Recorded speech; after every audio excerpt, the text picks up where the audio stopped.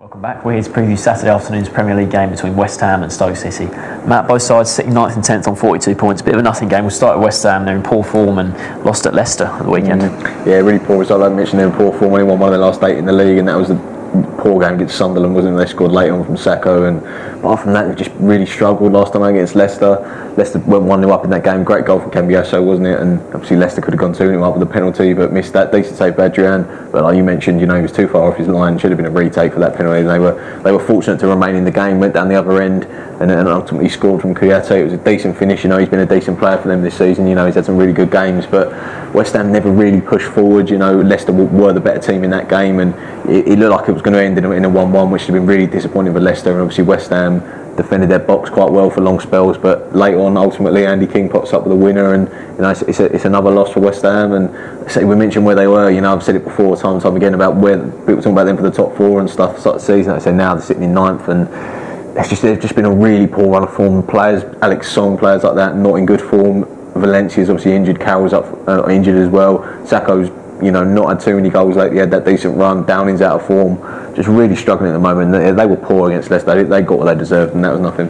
Yeah, they're still in the top half, but it's quite a dramatic decline from where they were sort of around Christmas time. Where they weren't necessarily considered a proper top 4 candidate, but they were in the race, that was for sure. And you look at their running, what they've got to go. Allardyce will certainly want a strong end to the season. You look at what the fixtures they've got coming up. City are the only Man City. They're the only top side they really face. There's a chance that it can improve because they've had some tough games. Chelsea, Arsenal before that Sunderland game.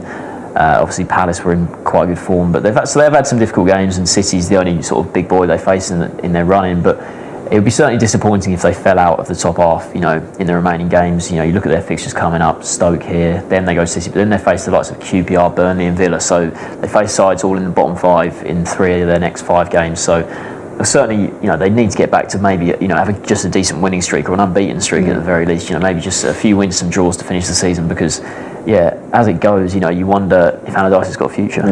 He's talking about Allardyce. You look at West Ham future. Obviously, got the new stadium coming, and all plans. It's going to be a good area of London, like you say, good transport links around it, and that's obviously going to be massive. I think they're going to they will fill out the stadium. And talk about maybe they can fill it up. But West Ham is obviously a big club, a lot of fan base there, and just talk about whether Allardyce can plan for the long term. He doesn't know whether he's going to be there, and whenever things go wrong at West Ham, it's always the manager, isn't it? They always blame the manager, and just wonder whether he will actually stay there. You talk about meetings with the people in charge and stuff, but there's a lot of good managers knocking around in Europe at the moment. A couple of companies in France and Spain, and you wonder whether they see they want to see a vision of West Ham going forward as under a young, European manager who plays a different style of football. Because Allardyce, West Ham played better this season, but he's always going to be that, team that keeps it tight and plays long football and stuff. Maybe a bit unfair, but he's done that at Bolton. He did that at Blackburn as well. So you wonder whether he has got a long-term future. It would be harsh, but if West Ham have a poor end to the season, end up finishing 11th or something, then maybe they will get rid of him.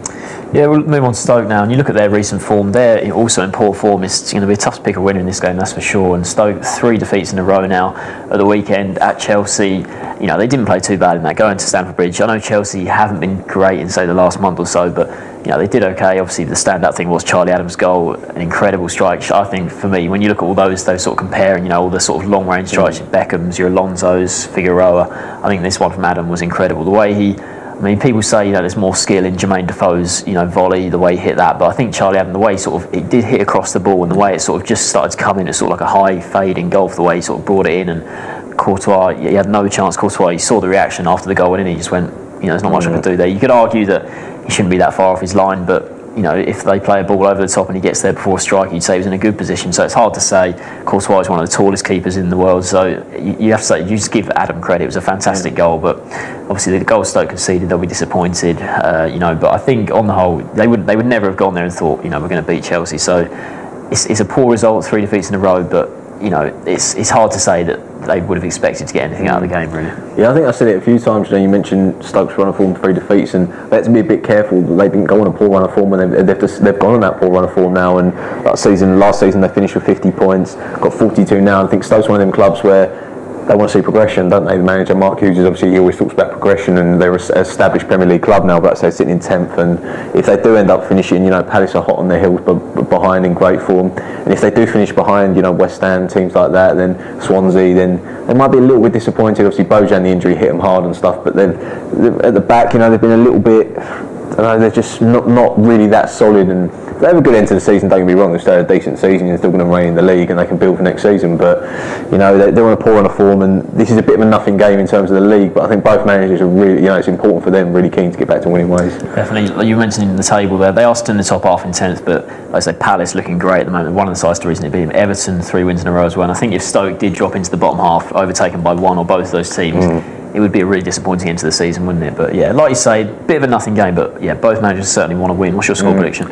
I think it'd be. I don't think it'll be a great game. You know, Stoke have only scored 15 goals on the road this season, one of the fewest in the league. So not expecting too many goals. West Ham struggling up front as well. You know, I think this could be a goalless draw. You know, I think it could be a poor one. Yeah, I'm just going to edge for West Ham. I think because Stoke 3 defeats in a row. I just think West Ham.